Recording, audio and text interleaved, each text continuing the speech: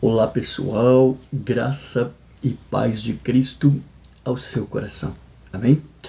Bom, eu estou aqui para responder uma das perguntas que foi deixada pela Márcia ali no nosso grupo. E Márcia, eu vi que tem mais do que uma pergunta, então eu vou fatiar o elefante aqui em bife para poder facilitar um pouco a nossa compreensão e para não ficar muito extenso. Depois, tendo possibilidade, eu respondo a segunda pergunta, tá? A primeira pergunta que você fez é a seguinte: depois da morte, se formos salvos, vamos ficar no seio de Abraão, que é o céu? E aí, complementando, e neste lugar, ficamos conscientes ou dormindo? Uau! Queridos, esta pergunta é uma pergunta que divide, inclusive, algumas opiniões, de acordo com algumas interpretações e de acordo com algumas denominações. Né? Mas eu quero trazer aqui para vocês a resposta daquilo que eu creio em cima da palavra de Deus. Se você for então ao livro de Lucas, no capítulo 16, do verso 19 até o verso 31, nós vamos ter aqui a melhor resposta para esta pergunta, ou para essas duas dúvidas trazidas pela Márcia. Se você olhar bem para a Bíblia, você vai ver que algumas versões chamam esse texto de a parábola do rico e do mendigo. Mas, na verdade, não é uma parábola. Se você voltar um pouco no capítulo 15, onde Lucas traz as parábolas de Jesus, você vai ver que todas elas, quando Jesus traz uma parábola, ele não traz um nome para o personagem. Geralmente é um personagem que não tem um nome, ele é impessoal. Nesse caso aqui do rico e do mendigo, não. Jesus ele já é bem específico. Ele dá um nome para a pessoa que vai aparecer aqui para vocês. E o que é interessante também, algumas versões bíblicas, já reconhecendo esta diferença, vão chamar esse texto de a história do rico e do mendigo. Portanto, aqui já fica um entendimento e uma compreensão para nós. Aqui Jesus está sendo muito específico para responder algumas perguntas. Eu quero ler esse texto, eu quero que você me acompanhe aqui. Eu vou ler hoje na Nova Almeida atualizada. Me acompanha aqui na leitura. Ora, havia certo homem rico que se vestia de púrpura e de linho finíssimo e que se alegrava todos os dias com grande ostentação. Havia também um certo mendigo chamado Lázaro. Começa aqui então, um dos nomes. Coberto de feridas e que ficava deitado à porta da casa do rico. Este desejava alimentar-se das migalhas que caíam da mesa do rico, e até os cães vinham lamber-lhes as feridas. Portanto, percebemos aqui que este homem pobre, esse mendigo, tinha grande sofrimento. Era um homem realmente miserável. E aí, continuando, verso 22. E aconteceu que o mendigo morreu. E foi então levado pelos anjos para junto de Abraão. E aqui nós abrimos um parênteses. Esse junto de Abraão, Jesus aqui está se referindo a um termo muito conhecido pelo judeu, que era o seio de Abraão, aonde eles aqui interpretam como um local de descanso, um local de consolo. Nós vamos ver aqui, inclusive, um pouco explicando sobre isso. E aí, continuando, morreu também o rico e foi sepultado. No inferno, vamos lá, verso 23. No inferno, estando em tormentos, o rico levantou os olhos e viu ao longe Abraão. Observe, ele estava no inferno e de onde ele estava, ele viu ao longe Abraão e Lázaro junto dele. Então, junto com Abraão estava quem? O mendigo, ok? Então, gritando, disse: Pai Abraão, tenha misericórdia de mim e mande que Lázaro molhe a ponta do dedo em água e me refresque a língua, porque estou atormentado neste fogo. Aqui algumas coisas interessantes. O homem rico, lá no inferno, ele enxergava aonde estava Abraão. Então podemos dizer que é possível você ter uma visão do céu e do inferno. Olha que interessante. E ele ali, no tormento, pedia para Abraão para que Lázaro, então, molhasse a ponta do dedo para refrescar o calor, a língua dele. Aí olha a resposta aqui no verso 25. Jesus explicando isso, hein? Mas Abraão disse, filho, observa aqui, ó, filho. Por quê? Porque todo judeu era filho de Abraão. Então, assim, todas as pessoas, todas as criaturas, os seres humanos, são criados por Deus. Agora, olha só, filho, lembre-se de que você recebeu os seus bens durante a sua vida, enquanto Lázaro só teve males. Ou seja, você, cara, gozou de tudo que era bom enquanto viveu, enquanto esse aqui, que está aqui comigo no seio do Abraão, sofreu a vida inteira. E aí ele continua aqui, né? Agora, porém, ele está consolado aqui, enquanto você está aí em tormentos. E além de tudo, há um grande abismo entre nós e vocês. De modo, olha o que Jesus diz aqui, de modo que os que querem passar daqui até vocês não podem, nem os que de lá passar para cá. Entenderam aqui um negócio interessante? Apesar de se verem, não é possível uma conexão. Morreu, ou você está em um lugar, ou você está em outro. Isso aqui desconstrói a tese católica do purgatório. Não existe esse negócio de você morrer e ali alguém fazer alguma coisa para que você possa ter condições de alcançar os céus. Morreu, acabou. Ou você está no Hades, ou você está no seio de Abraão. E continuando.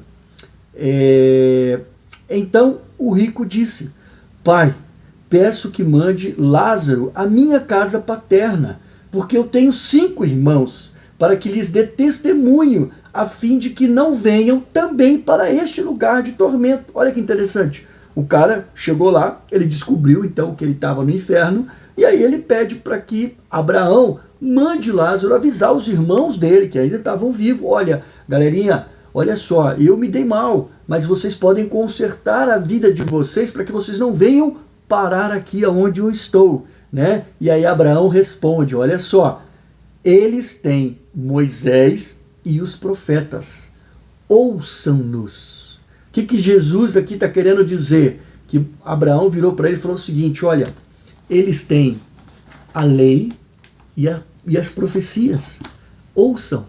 Ou seja, eles têm a oportunidade de ouvir aquilo que você não ouviu. Conhecer a verdade, aquilo que você não colocou em prática. Eles sabiam que deveriam ter misericórdia, porque está escrito na lei e nos profetas. Vamos continuar. E aí, seguindo aqui, diz assim, ó. Mas ele insistiu. Não, pai Abraão, se alguém dentre os mortos for até lá, eles irão se arrepender. Aí olha a resposta de Abraão. Abraão, porém, lhe respondeu, se não ouvem Moisés e os profetas, também não se deixarão convencer, mesmo que ressuscite alguém dentre os mortos. Isso aqui também desconstrói a tese de que você terá uma reencarnação. Morreu, acabou. Ou você está no seio de Abraão, ou você está no inferno. Não tem conexão, não tem como voltar atrás. E outra coisa, o que Jesus está dizendo, o seu tempo é agora. Você conhece, você tem a Bíblia, você tem a lei, você tem os profetas, e agora, porque aqui era Jesus dizendo, mas agora você ainda tem a revelação e o Espírito Santo, que é o Novo Testamento na prática para que você possa se convencer. Mas voltando então aqui, a resposta para a questão da Márcia. Depois que a morte chega, se nós formos salvos, nós vamos para o seio de Abraão, que já é o céu. Então vamos lá. Queridos, o seio de Abraão, ele é um local de descanso, é um local de refrigério, é um local intermediário. Podemos dizer que lá você vai começar, sim, a desfrutar das benéfices da vida eterna. Lá você vai poder descansar de todo esse sofrimento. Lá você vai poder ter o refrigério de tudo aquilo que você está sofrendo aqui na terra. Mas ainda não é o céu. É um caminho, é um momento intermediário até a volta definitiva de Jesus. Ali a sua alma vai estar descansando, a sua alma vai estar aproveitando, vivendo na plenitude da presença de Deus, mas ainda não é o céu. Enquanto isso, nós temos o outro que vai estar aonde? No inferno. E quando a gente olha o inferno, eu fui buscar aqui no lexicon, na Bíblia, né, no original, a gente vê que Hades, que é a tradução aqui que aparece no verso 23, inferno, é a palavra grega para inferno. Enquanto nós temos também outra palavra de origem hebraica que representa a mesma coisa, que é Sheol.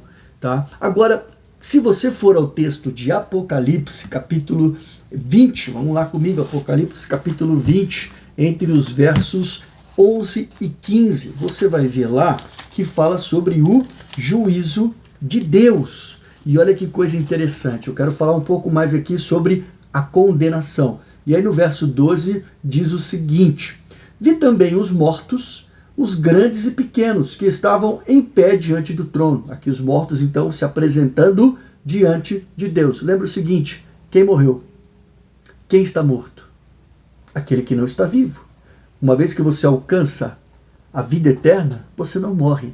Você está no seio de Abraão, vivo. Então, se apresentando diante de Deus, estavam os mortos, aqueles que morreram na primeira morte. E aí, olha só, se apresentaram diante de Deus. Estes, então, foram abertos livros. Ainda outro livro, o livro da vida, foi aberto. E os mortos foram julgados. Os mortos foram julgados segundo as suas obras. Por quê? Porque eles não tinham a graça. Então eles seriam julgados por aquilo que eles fizeram. E aí eu pergunto para você, você acredita que é possível você ser salvo pelas suas obras? Hoje você já deve ter pecado algumas vezes. E a Bíblia diz que aquele que fala que não pecou, comete pecado. Porque Deus sabe que a gente não consegue viver se não for pela graça. Portanto, aqui, os mortos serão julgados pelas suas obras, conforme o que estava escrito aonde? Nos livros. E ainda fala no verso 13, e o mar entregou os mortos que nele estavam. Aqueles que morreram afogados, que estavam lá no mar, que o mar entregou, que não eram almas que estavam no seio de Abraão, mas que estavam ali. E a morte e o inferno, aqui o inferno Hades, ou seja, aqueles que estavam aonde estava o rico, eles também foram entregues e julgados um por um segundo as suas obras. Aí olha só o verso 14 de Apocalipse 20. Então a morte e o inferno, ou seja, tanto a morte como tudo aquilo que estava no Hades, foram lançados no lago de fogo. Esta é a segunda morte, o lago de fogo. Então, queridos, o lago de fogo é a segunda morte, que é a condenação eterna. É o afastamento total e irrestrito de Deus. Ok? E para responder aqui a última pergunta, que fala aqui, olha, e nesse lugar, que é o seio de Abraão, nós vamos ficar conscientes ou dormindo? Bom, a gente deu para perceber aqui, né, que conforme o texto de Lucas que eu falei, Lázaro estava junto de Abraão, não estava dormindo, estava aproveitando, estava descansando. Tanto é que quando o homem rico vê ele lá, fala, olha, pede para o Lázaro vir aqui, ele estava vendo no mínimo Lázaro feliz, contente, ali aproveitando, pede para Lázaro vir. Talvez Lázaro até tivesse bebendo uma água, que ele fala, pede para o cara trazer uma água aqui para molhar a minha língua, não é verdade? E aí Abraão dá aquela resposta para ele, não tem como, há um abismo. Né? E outra, você aí já aproveitou da sua plenitude, agora é ele que está gozando aqui do que é bom. E aí, queridos, a gente vê que também no verso 25 fala que Lázaro estava lá no seio de Abraão sendo consolado. Então, eu também não creio, não acredito, né, por toda essa conjuntura que eu comentei com vocês, que a gente vai ficar lá no seio de Abraão dormindo. Não, a gente vai ficar acordado, aproveitando e aguardando a volta de Jesus. Entenda que algumas versões bíblicas até trazem esse texto que alguns cristãos dormem. Esse dormem significa dizer que repousam, que descansam, que desfrutam e que não necessariamente estão num sono profundo, aguardando a volta de Jesus. Amém?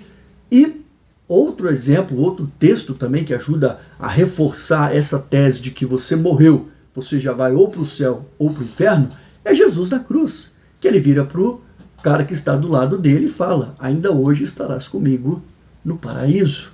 Ou seja, ali mesmo, por você ter crido em Jesus, você estará com ele no seio de Abraão. Enquanto o outro, enquanto da esquerda, escolheu o outro caminho e aquele lá não teve alternativa para ele. Tá certo? Espero ter respondido essa primeira pergunta e amanhã eu devo voltar então para tirar a dúvida das demais, ok? Fiquem com Deus, que Deus abençoe vocês poderosamente.